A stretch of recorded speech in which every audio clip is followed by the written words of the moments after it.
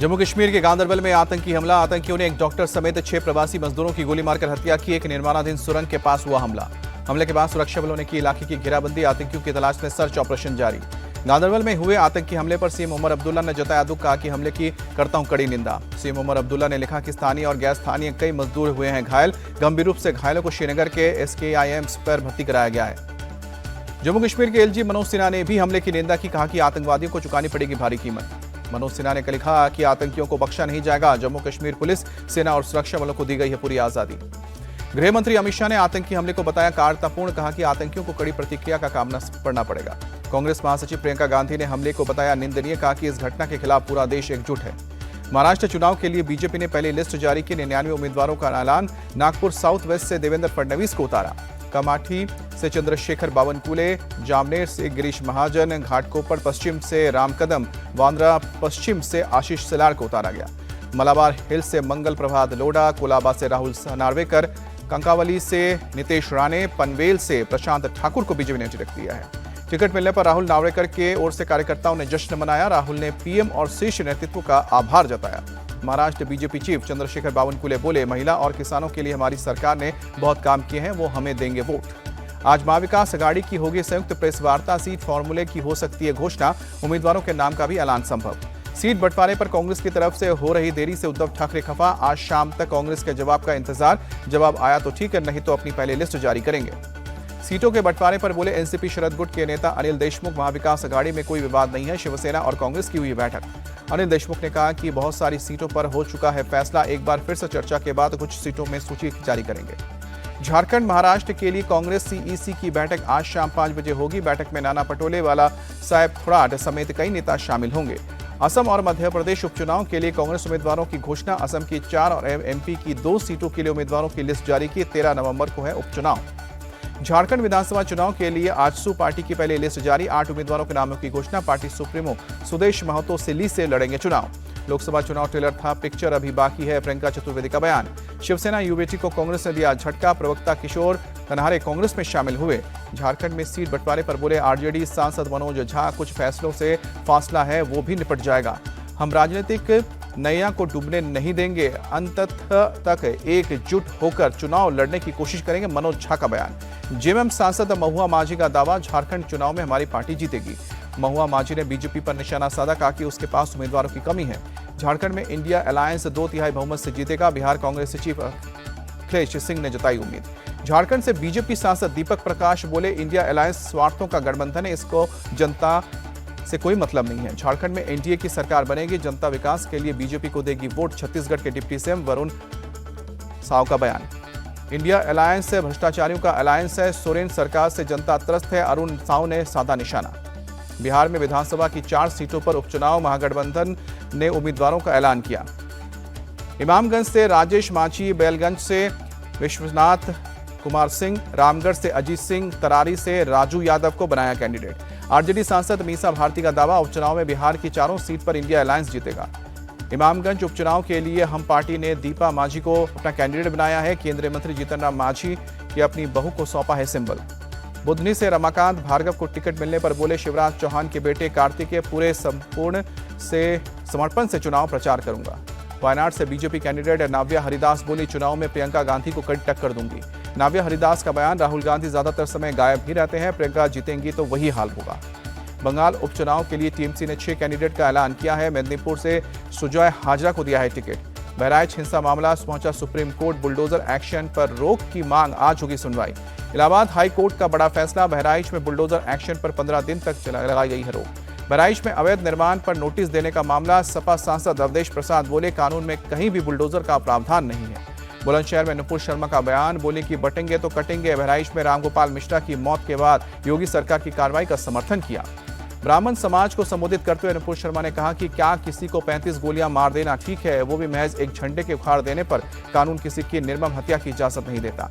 दिल्ली की CM आतिशी का बड़ा बयान, कहा कि दिल्ली की हवा और पानी में प्रदूषण का कारण बीजेपी की गंदी राजनीति है। पंजाब से ज्यादा हरियाणा और यूपी से प्रदूषण आ रहा है।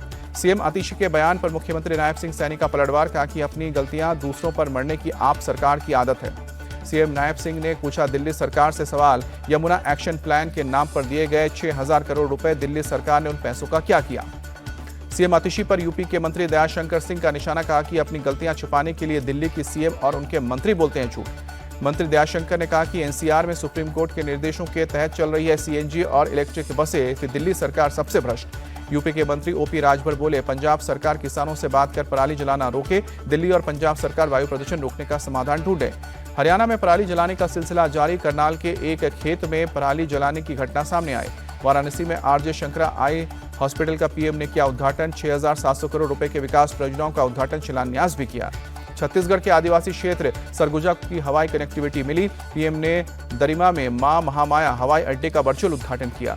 पीएम ने रीवा एयरपोर्ट का भी वर्चुअली उद्घाटन किया। रीवा एयरपोर्ट से 19 सीटर 2 फ्लाइटें उड़ेंगी। त्योहार से पहले वाराणसी में विकास का त्योहार मनाया जा रहा है, पीएम मोदी का बयान।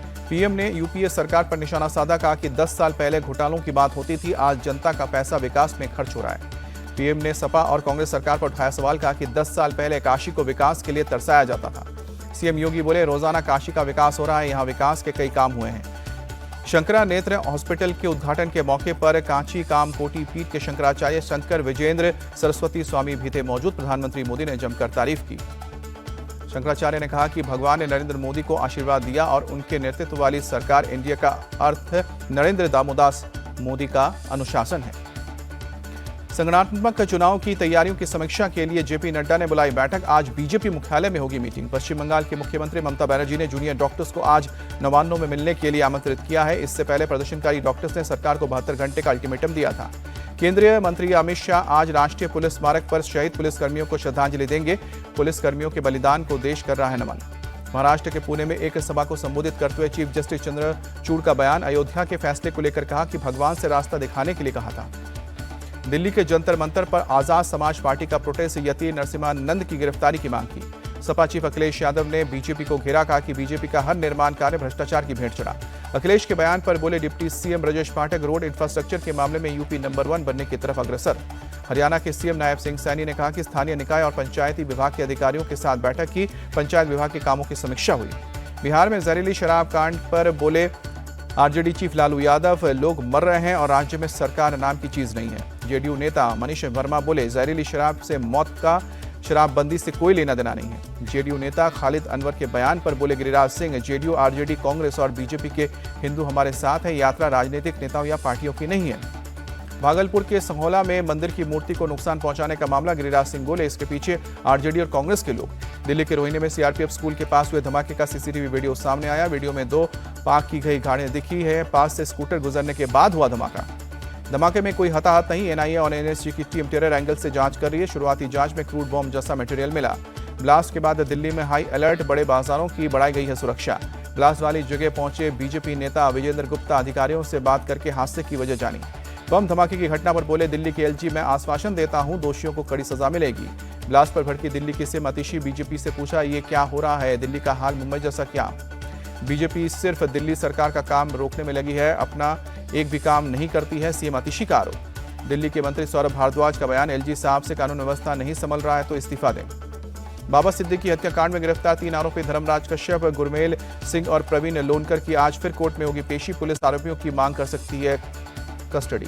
बाबा सिद्दीकी हत्या के मामले में 10वीं गिरफ्तारी, भागवत सिंह को अरेस्ट करके कोर्ट में पेश किया गया। कोर्ट ने 26 अक्टूबर तक पुलिस हिरासत में भेजा है। उत्तराखंड के चमोली में मुस्लिम समुदाय के बहिष्कार के फरमान के बाद असदुद्दीन ओवैसी भड़के, धामी सरकार पर बरसते हुए कहा कि देश में मुसलमानों को अछूत बना दिया गया है। दिल्ली के जहांगीरपुरी में 2 गुटों में फायरिंग, 1 युवक की मौत, 2 घायल हुए।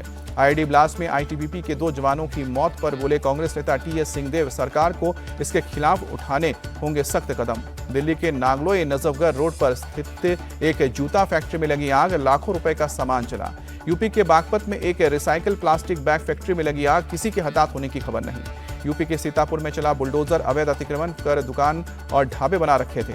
मुंबई में जोरदार बारिश की वजह से जल जमाव, ठाणे शहर के कई हिस्सों में हुई है बारिश।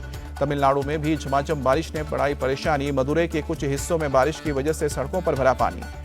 दाना चक्रवात की स्थिति को लेकर हुई बैठक, भुवनेश्वर में ओडिशा के मुख्य सचिव मनोज आहूजा की अधिकारियों के साथ मीटिंग हुई। ओडिशा सरकार में मंत्री पुरेश पुजारी ने कहा कि चक्रवात से निपटने के लिए हम पूरी तरह से तैयार, मुख्यमंत्री खुद कर रहे हैं समीक्षा। पहली बार महिला T20 विश्व कप की चैंपियन बनी न्यूजीलैंड साउथ अफ्रीका को फाइनल में 32 रन से हराया।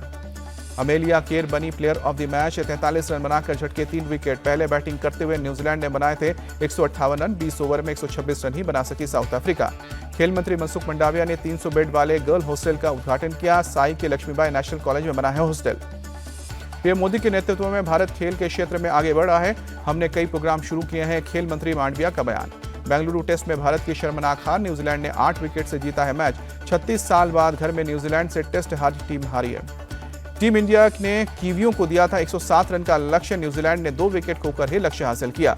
दूसरी पारी में न्यूजीलैंड के रचिन रविंद्र ने 39 और विल यंग ने 45 रन बनाए। टीम इंडिया दूसरी पारी में 462 रन पर ऑल आउट हुई थी। टीम इंडिया की ओर से दूसरी पारी में सरफराज खान ने सबसे ज्यादा 150 रन बनाए। पंत ने 99, कोहली ने 70 और कैप्टन रोहित ने 52 रन की पारी खेली। मैच हारने के बाद बोले कैप्टन रोहित शर्मा, खेल में ऐसा होता रहता है, हम आने वाले मैचों में फोकस करेंगे।